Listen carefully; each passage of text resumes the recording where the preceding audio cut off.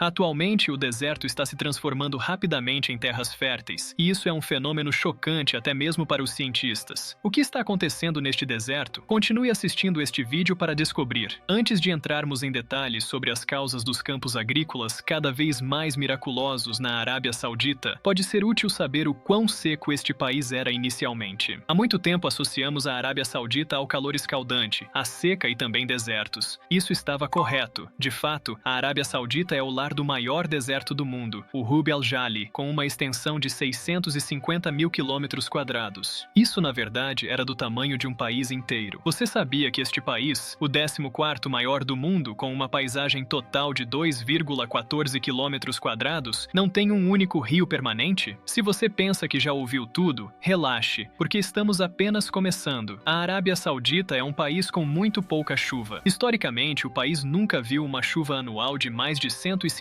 milímetros e precisa ser melhorado. Devido a isso, grande parte da Arábia Saudita sempre foi predominantemente seca, deixando apenas uma pequena parte da região sudoeste para plantio. Até o final da década de 60, o país ainda tinha tão pouco quanto 400 quilômetros quadrados de terras férteis. Isso equivale a 0,5% de todo o país. Neste ponto, você pode se perguntar como os cidadãos sobreviveram em termos de produtos agrícolas? Bem, a resposta é plausível. Antes de o país começar a experimentar um avanço no aumento das terras agrícolas, os cidadãos sobreviviam principalmente plantando pequenos campos com culturas locais. Em contraste, todos os outros itens alimentares necessários que não podiam ser plantados eram importados. Naquela época, faixas estreitas de linhas costeiras eram as únicas áreas de plantio, e apenas algumas culturas, como tâmaras e legumes, eram cultivadas. Com um país tão grande, essa limitação não era uma boa notícia. Agora, vamos falar sobre a incrível barragem de petróleo, um elemento crucial no chocante aumento dos campos agrícolas na Arábia Saudita. Embora o país carecesse de água, ele definitivamente precisava de mais. De fato, a Arábia Saudita se revelou um país com as maiores reservas de petróleo do mundo. O país é detentor de cerca de 17% das reservas de petróleo identificadas no mundo. Essas reservas foram estimadas em cerca de 75 milhões de barris de petróleo. Com a riqueza em recursos petrolíferos, o governo saudita achou que poderia fazer mais, e assim começou o processo do milagre do aumento rápido das terras agrícolas. Avançando para o presente, a Arábia Saudita agora pode ser incluída nas modernas 7 maravilhas do mundo. Isso porque o que costumava ser um centro de importação de itens alimentares agora é um centro de exportação de trigo, tâmaras, produtos lácteos, ovos, peixes, aves, frutas, legumes e até flores. Mas como a sorte de um país que era quase todo deserto mudou de importador de alimentos para exportador,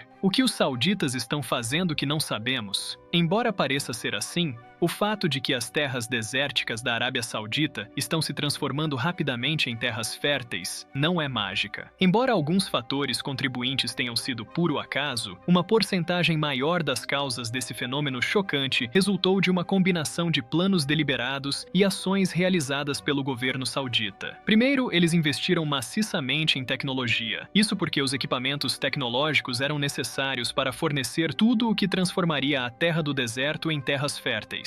O Estado agrícola da Arábia Saudita foi transformado através de um investimento massivo em programas que promovem tecnologia agrícola moderna e elementos de infraestrutura rural. Sendo um país imensamente rico em petróleo, o governo da Arábia Saudita não ficou de braços cruzados. Em vez disso, canalizou os recursos da nação para desenvolver terrenos férteis para o povo. No início de seu empreendimento de investimento, o governo havia se concentrado intensamente em estabelecer instalações para a produção de laticínios, carnes e aves. Em 1985, a nação já estava nadando em autossuficiência com produtos como carne, leite e ovos. Eles não eram apenas autossuficientes, mas também se tornaram grandes exportadores de produtos agrícolas. Também durante este período, houve uma produção massiva de leite que chegava a cerca de 1.800 galões por vaca anualmente. As fazendas de peixes também estavam em ascensão. Essas fazendas foram estabelecidas em locais tanto em terra quanto no mar. A criação dessas fazendas de peixes levou à produção de frutos do mar.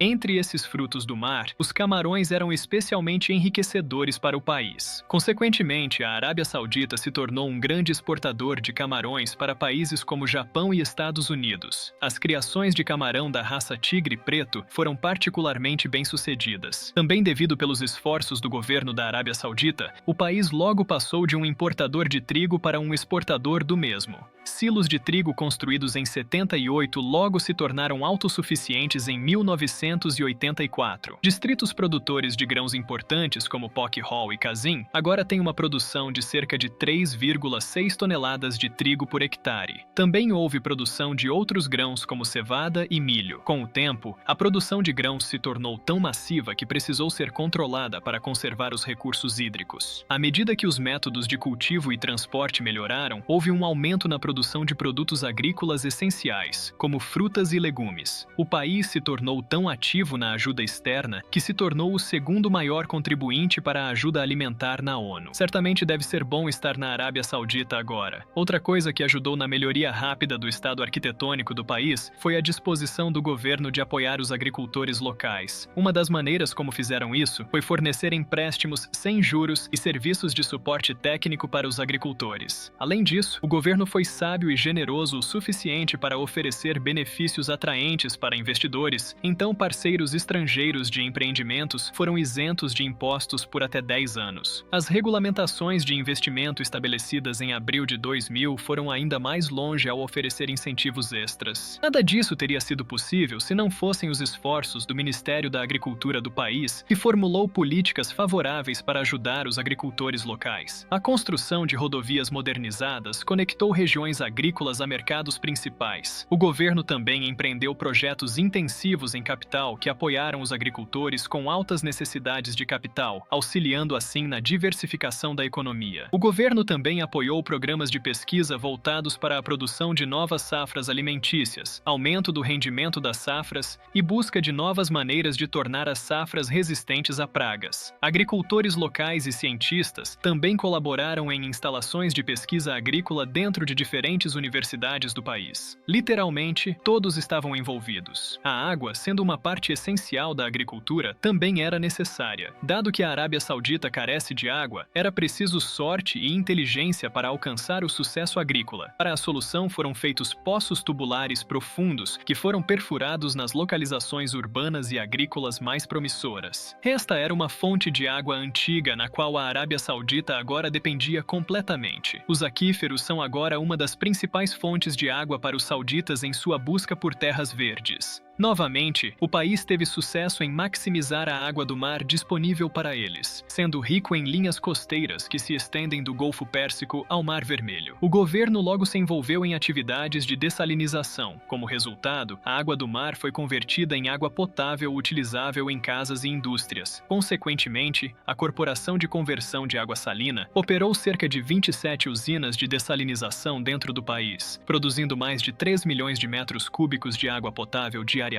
Finalmente, o país evoluiu para o que ficou conhecido como água potável de energia elétrica reciclada para lidar com a escassez de água. Este processo envolveu a reciclagem da água usada para fins domésticos. Por esse motivo, fábricas de reciclagem de água foram construídas na capital e em outros grandes centros industriais metropolitanos para ajudar a reciclar a água. Todos esses processos logo tornaram a água disponível na terra e auxiliaram na agricultura. O vídeo de hoje fica por aqui. Obrigado por assistir.